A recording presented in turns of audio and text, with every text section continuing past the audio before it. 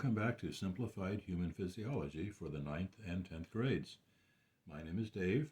I'm a new teacher for the course, and today we are embarking on Module 4, Take a Deep Breath, all about the respiratory system and why we breathe, how and why we breathe. We're going to start out today taking a look at what the air is made of, because obviously when we breathe in the air, and you might not be surprised to know that the air is a mixture of gases. Let's take a look at those gases. So we see that surprisingly, nitrogen composes most of our air, around 78%. Oxygen, which is the gas that we're concerned with in our breathing, comes in at 21%. Kind of an interesting gas called argon, almost 1%.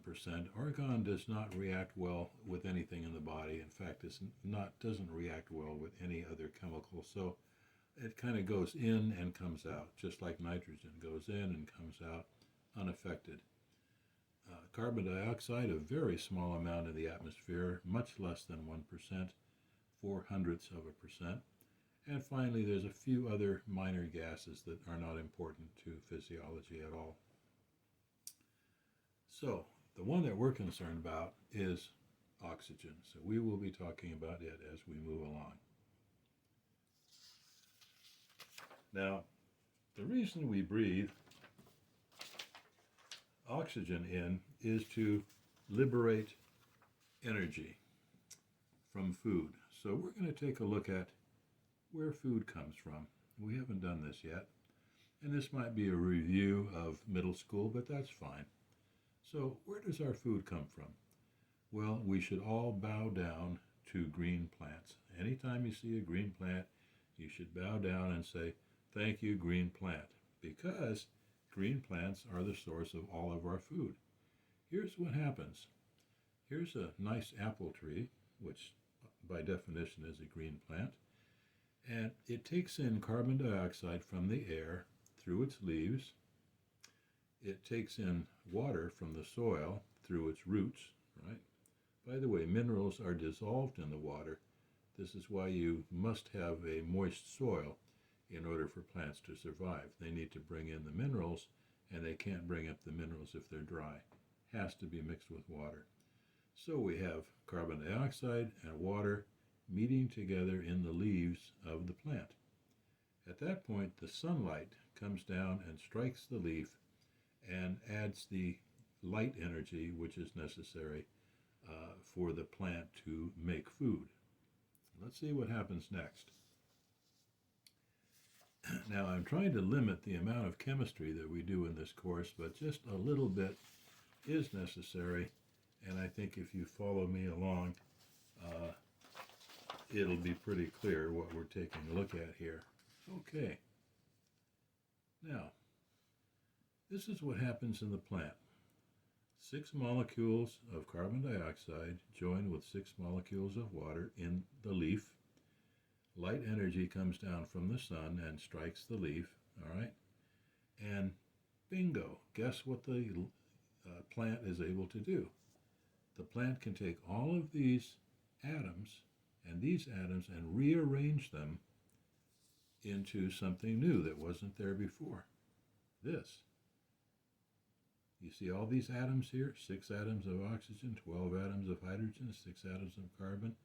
It's the same number of atoms that are up here. They've just been rearranged, all right? This is glucose. Remember, we talked about glucose in the digestive module. This is our basic sugar, our basic food that we need. In fact, it's the only food that the brain can use. Again, glucose, a simple sugar. Now, when the plant makes glucose, it releases oxygen as a byproduct. You've probably heard that plants supply the world with oxygen, green plants. This is true. And here, in this case of the green plant, it is releasing oxygen as a byproduct. So the point here is that the plant has made a compound called glucose that we definitely need. Now, guess what's inside the glucose besides all these atoms? Energy, hidden energy, or we can call it potential energy. Where did the energy come from? Came from the sun, came from the light. But this plant converted the light energy into chemical energy, which is now stored inside this glucose, which is food. We need this glucose. All right? So let's see what happens next.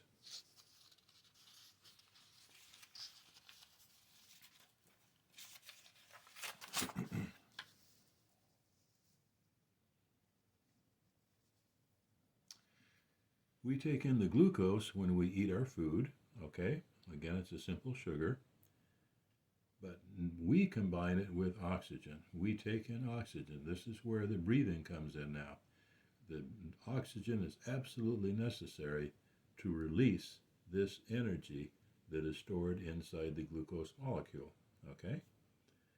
And when we take in the oxygen and release the energy, what can we do with the energy? That is the question. And here's what happens.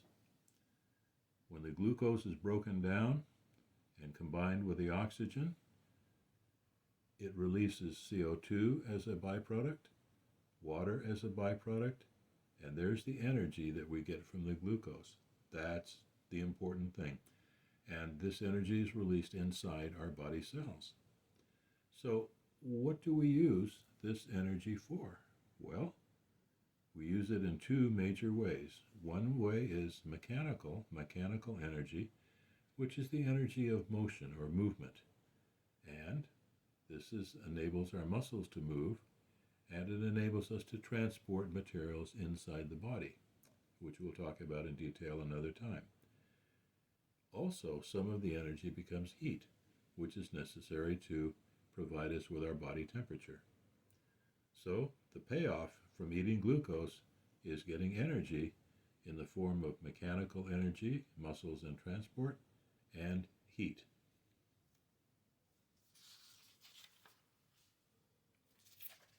Now, how important is this food? And how important is it to bring in oxygen in our breathing? Well, here's some interesting facts. We can go without food for about 4 to 6 weeks. Now, you're not going to look great at the end of 4 to 6 weeks, but you'll still be alive because your body will actually use up the carbohydrates. Then when that's gone, it'll use up the fats. And when those are gone, it'll use up the proteins. And, well, then you die. But that takes 4 to 6 weeks without food. How long can you go without water? Well, about 5 to 7 days, all right?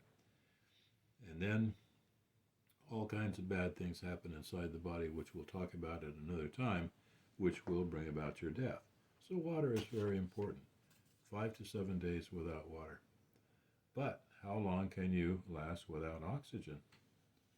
5 to 6 minutes. 5 to 6 minutes. Now, why is that? Because oxygen is absolutely necessary to break down the glucose and release its energy. And the brain absolutely requires glucose to function. So without the oxygen going to the brain, the glucose can't release the energy, the brain cells start to die.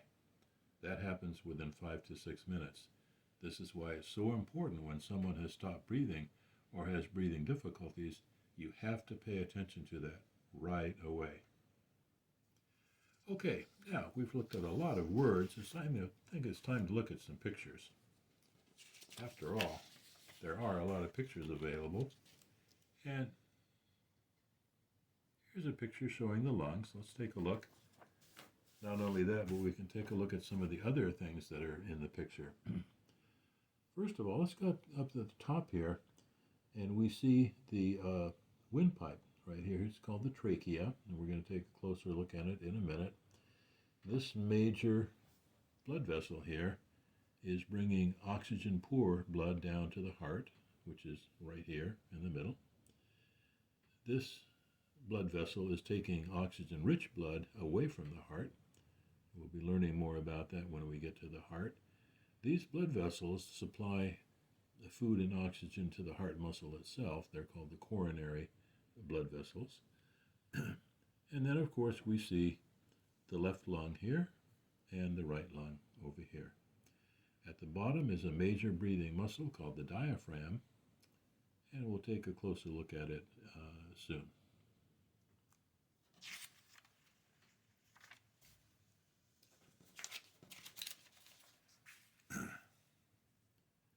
This is a nice picture showing, again, the windpipe, the trachea coming down. This is the breastbone. And as you can see, the rib cage forms protection for both the left lung and the right lung. Very well protected. Those of you who wonder about the clavicle, this is the clavicle, also called the, what is it? Can't think of the common name. Up here, you break it. Breastbone. No. Anyway, we'll get back to that, the clavicle. This is not part of the bone module. Okay. Now,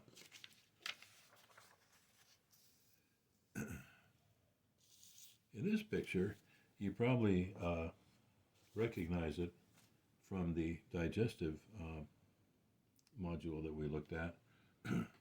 This, of course, shows the mouth and the nose. And let's follow it back here. We can see that this tube going down is the esophagus. We just looked at that a couple of modules before. The food goes down the esophagus to the stomach, all right? In front of the esophagus is a tube that runs parallel to the esophagus, and this is the windpipe, or the trachea, all right? So they run parallel to each other, the trachea going down to the lungs, and the esophagus obviously going down to the stomach, all right? And as we said before, this is the backbone here, all right? You want to be very careful about the trachea here, because if you get any kind of injury, someone hits you directly in front of the trachea like this, it is very bad, because the trachea can collapse if it is injured, and then you can't breathe, all right? So if you're playing a sport that involves any kind of injury possible to the trachea, you have to be very, very careful. Okay. Now, as air comes into the lungs through the nose, okay, which is up here through the nose, three things happen to the air as it comes in.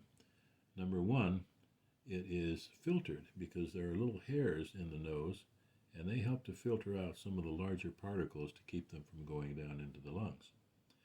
The second thing the nose does is moisturize the air going in, so it's not too dry when it reaches the lungs. And thirdly, the nose humidify. I'm blanking out right now. Let's get back to that, what the nose does after that. Filters, and warms. I'm sorry, warms the air so that it's not too cold when it reaches the lungs. Okay. Let's look at our next picture. And this one right here. Right lung, left lung. Here we see the trachea coming down. And here we see the first of our separations. We have a tube going down into the left lung. This is a bronchus here. So this is the left bronchus. This is the right bronchus leading down into the lungs. As you might guess, if one of the bronchuses gets infected, what do you call that? Bronchitis, okay? By the way, this is an interesting picture here, looking down from the head. This is the front of the body, this is the back of the body.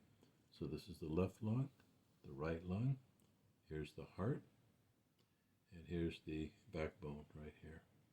Give you an idea how much volume or space the lungs occupy. Okay. If we take everything away and look at just the airways themselves, this is what we see. Here's the voice box, or the larynx. Here's the trachea coming down, the windpipe. left bronchus, right bronchus. Now, the trachea is about 5 inches long, or about 12 centimeters. It's about 1 inch or 2.5 centimeters across, so it's about the same size as a major blood vessel, or even the esophagus. But the esophagus can collapse, and the trachea or the windpipe cannot collapse. It is held up by cartilage rings. Cartilage is like the material in your ear. And these rings are pretty strong, and they will hold the trachea up against any kind of injury as long as it's not too bad. Again, the left bronchus goes down to the left lung, and the right bronchus goes down to the right lung. Okay. We're going to take a look inside the trachea and see something very interesting, because obviously we do not want a lot of dust or germs or pollens or any kind of foreign material to get down into our lungs, right? So Mother Nature has provided a cleaning system for the lungs. Let's take a look.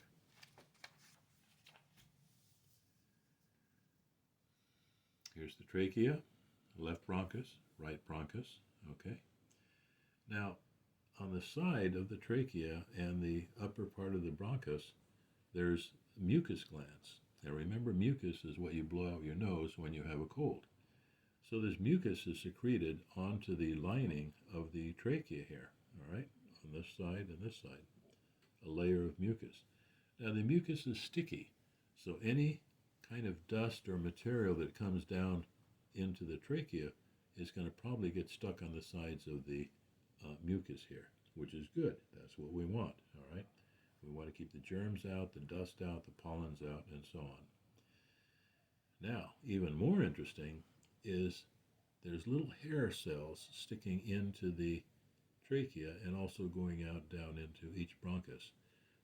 And the hair cells can actually move. This is one of the only things in the body that moves by itself. And these hair cells actually, in a sweeping motion, sweep upward. So imagine that like they're little brooms that sweep upward. Get my pen here. Sweep upward in this direction toward the top of the trachea. And as they sweep up, all of the mucus goes up along with it. And when it gets to the top of the trachea, guess what? It goes over into the esophagus and you swallow it. You do this all day long probably without knowing it. You certainly do it when you have a cold, all right? So this is the way that the lungs have to keep themselves clean, by having mucus glands secrete mucus on the lining and have the little cilia, which actually move and actually, like a little movement of a broom, sweeps all these gunky materials up to the top of the trachea, and you swallow them down the esophagus, which is behind the trachea. Okay? All right. Now we are fortunate enough to have an actual picture of the mucus glands. This actually the cells lining the trachea, and the mucus glands are down here secreting the mucus up, and these are the cilia, the little hair cells that move. This is an artist's picture of kind of what it looks like. Here's the cells lining the trachea.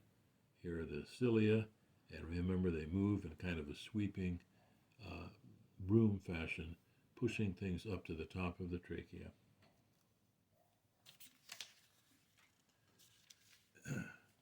We are lucky enough here to have an actual picture of the cilia. Here are the cilia, here and here. And here are the mucus glands, right here. Great picture, huh? So again, this is the lining of the trachea and the bronchi.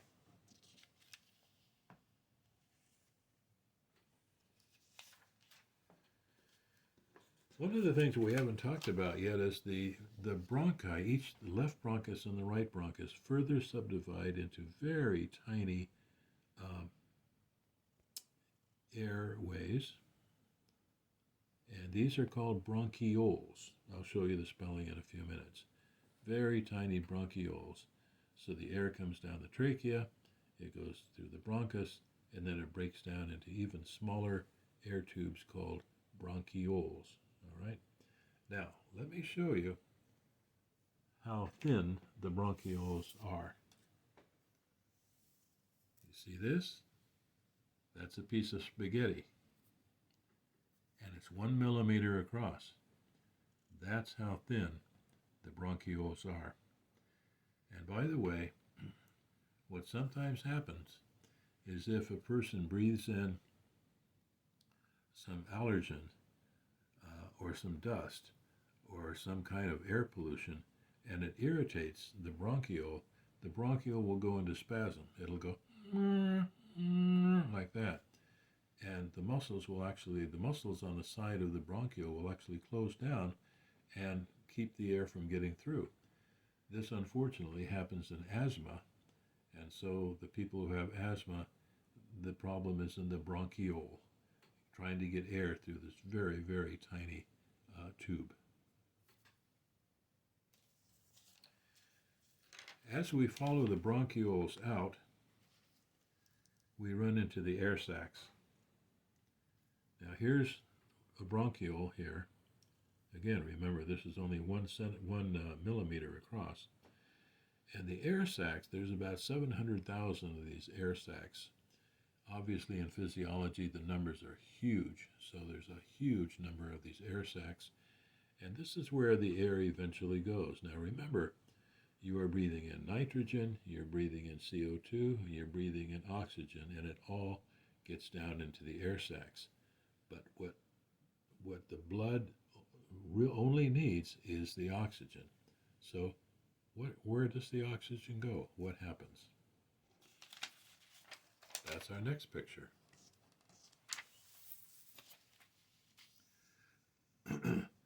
Here again is a bronchiole coming down. These are the air sacs. Each of them is an individual air sac.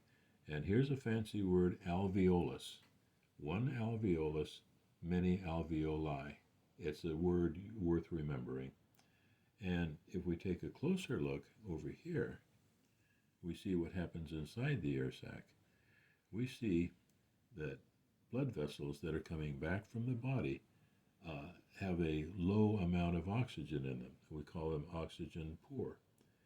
And what they do is pick up oxygen by diffusion. Remember that word diffusion. There's a lot of oxygen in the air sacs and not so much oxygen in the blood vessels. So remember, things always diffuse from a place of being crowded to a place of less crowded. And so what happens is oxygen in the air sacs diffuses into the blood vessels, which very tiny blood vessels, and this change of color means that the blood vessels have picked up oxygen.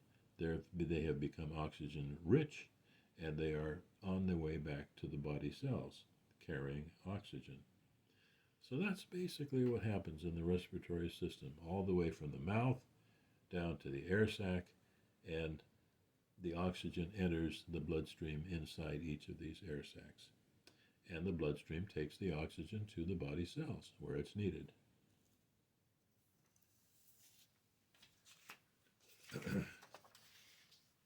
I've been mentioning quite a few words, and so I want to go over their spelling with you. Trachea, bronchus, bronchiole, alveolus. And these are the plural. 2 bronchi, many alveoli. Okay? When we're down in the air sac, what we see is here's the alveolus, the air sac. Here we have oxygen poor coming back from the body. These are red blood cells, which we're going to get into later in the course. But they carry the oxygen in the bloodstream. So as the red blood cells come through, the oxygen diffuses into the red blood cells. They become oxygen rich, and they're on their way here back to the body. Okay? At the same time, carbon dioxide, which is rich inside the red blood cells, diffuses out into the air sac, and that carbon dioxide is breathed out when you exhale. So there's an exchange of oxygen going into the red blood cell, and there's an exchange of CO2 going out of the red blood cell into the air sac. Okay?